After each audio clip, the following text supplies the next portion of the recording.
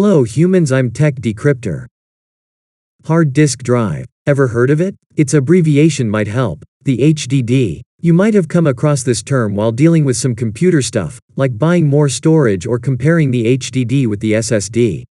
So let's get started. As I said, HDD stands for a hard disk drive. You might be wondering, why is it called to be hard? This name comes from IBM when back in 1953 they made the first hard disk, and named it so to distinguish it from the floppy disks, which are rather flexible. Nearly all the desktops and servers today make use of HDD for storage of data. In fact, supercomputers use hundreds of them. Hard disks are around 70 years old now.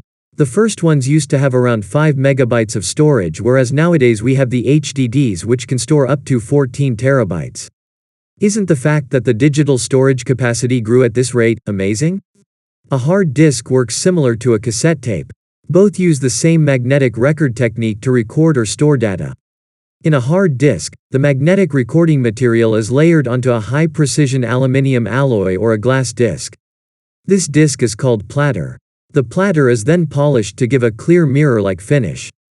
This platter spins at a very fast rate, varying from 4,200 rotations per minute to 15,000 rotations per minute. The higher the rate of spinning, the better are the read and write speeds, and higher is the cost too. A pen-like thing which is called an actuator arm, rests on the platter. We can reach any point on the platter with that arm instantly because of the high speed with which the platter spins. The head of the arm does not touch the platter but makes a magnetic contact with it. Information in the hard disk is stored in extremely small magnetic domains.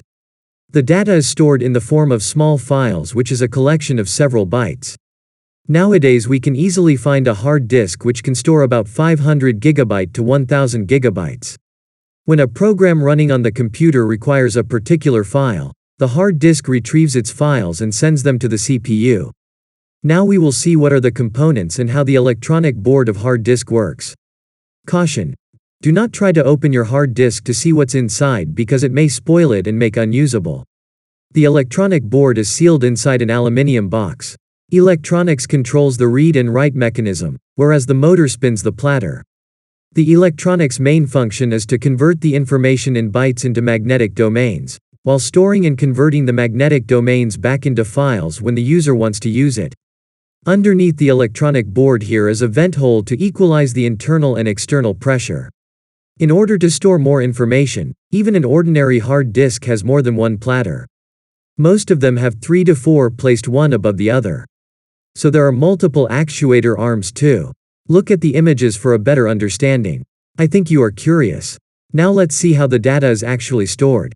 Data is stored on the surface of the platter in tracks and sectors. The sectors are equal angular divisions of the platter. The tracks are like concentric circles. Look at the image carefully to understand in a better way. A sector contains a fixed number of bytes, say 256 or 512. The sectors are grouped into clusters. First, the low-level formatting makes the sectors and tracks ready. The starting and ending points of each sector are written onto the platter. With this, the preparation for information collection is done. Now the high-level formatting writes the file structure into the sector, and after that the information is stored in them in the form of smaller chunks of files. Do you know that if you bring a strong magnet near your hard disk, then it would wipe all your data?